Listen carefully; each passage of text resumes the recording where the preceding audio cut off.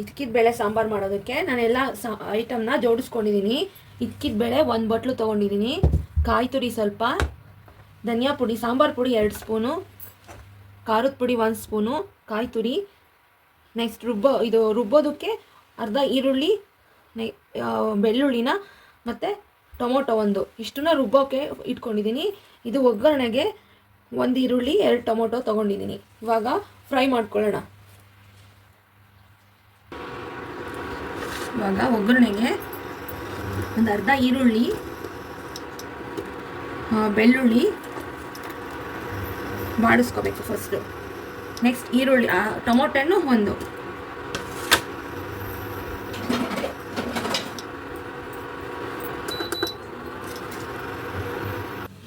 ಇವಾಗ ರುಬ್ಬೋದಕ್ಕೆ ಕೊತ್ತಂಬರಿ ಸೊಪ್ಪು, ಖಾರದ ಪುಡಿ,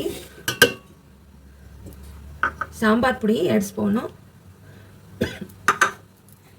ಈ ಫ್ರೈ ಮಾಡ್ಕೊಂಡಂತಹ ಟೊಮೆಟೊ, ಈರುಳ್ಳಿ, 1 ಇಳ್ಕು ಬೆಳ್ಳುಳ್ಳಿ ತೊಗೊಂಡಿದ್ದೀನಿ. ಇಷ್ಟನ್ನು ಎಣ್ಣೆಲಿ ಫ್ರೈ ಮಾಡಿದ್ದೀನಿ.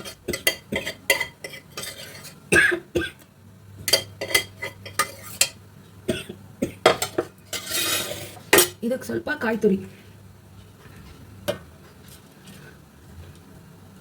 ಇಷ್ಟನ್ನು ರುಬ್ಕೊಳ್ಬೇಕು. ಇವಾಗ ಅಷ್ಟರಲ್ಲಿ ಒಗ್ಗರಣೆ ಹಾಕ್ಕೊಳ್ಳೋಣ.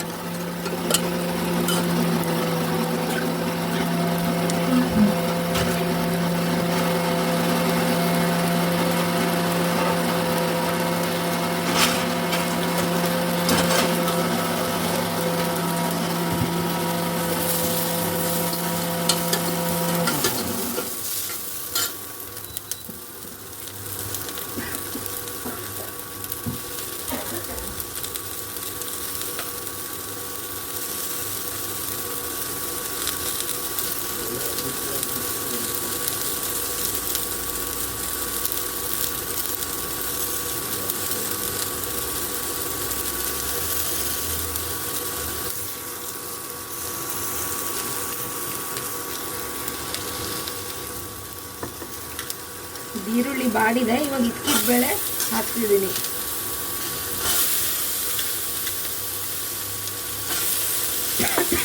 ಬೇಗನೆ ಬೇಯುತ್ತಾ ಇದ್ರೆ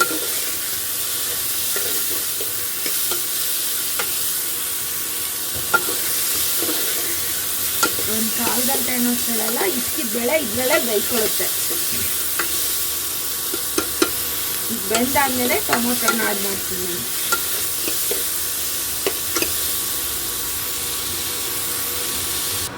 ಇದು ಅವರೆಕಾಳು ಬೆಂದಿದೆ. ಈ ಟೈಮಲ್ಲಿ ಟೊಮೊಟೊನ ಸೇರಿಸ್ಕೊತೀನಿ. ಇದು ಒಂದು 10 ನಿಮಿಷ ಅನ್ನೋಷ್ಟರಲ್ಲಿ ಇದು ಬಾಡುತ್ತೆ. ನೆಕ್ಸ್ಟ್ ಮಸಾಲೆ ಹಾಕ್ಕೊಳ್ಳೋಣ.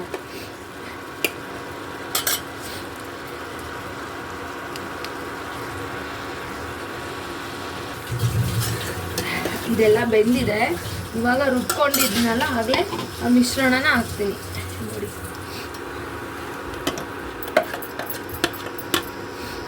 ಸೀಸನ್ ಸ್ಪೆಷಲ್ ಈ ಥರದ ಅವರೆಬೇಳೆ ಹುಳಿ. ಇದಕ್ಕೆ ಇಡ್ಲಿ ತುಂಬ ಚೆನ್ನಾಗಿ ಕಾಂಬಿನೇಷನ್ ಇರುತ್ತೆ. ಇನ್ನೊಂದು ಸ್ವಲ್ಪ ನೀರು ಆ್ಯಡ್ ಮಾಡ್ಕೊತೀನಿ.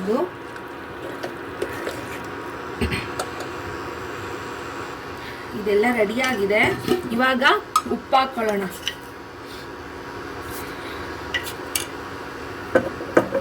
ನಾನು ಸ್ವಲ್ಪ ಬೆಲ್ಲನೂ ಸಹ ಆ್ಯಡ್ ಮಾಡ್ತೀನಿ.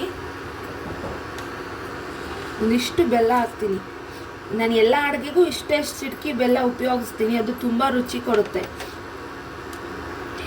ಇದಕ್ಕೆ ಒಗ್ಗರಣೆ ಹಾಕ್ಕೊಂಡ್ರೆ ಇದ್ಕಿದ ಬೇಳೆ ಅವರೆಕಾಳು ಸಾರು ರೆಡಿ ಆಯಿತು. ತುಂಬ ರುಚಿಯಾಗಿರುತ್ತೆ. ಇದಾಗಿದೆ. ಇವಾಗ ಒಗ್ಗರಣೆ ಕೊಟ್ಕೊಳ್ಳೋಣ ಲಾಸ್ಟ್ಗೆ.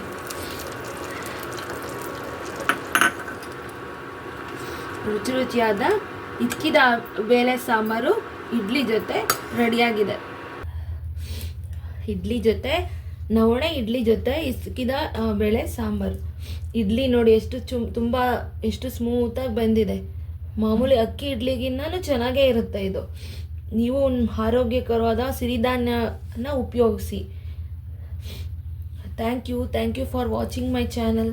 ನೀವು ಮಾಡಿಕೊಂಡು ಹೇಗಿತ್ತು ಅಂತ ತಿಳಿಸಿ.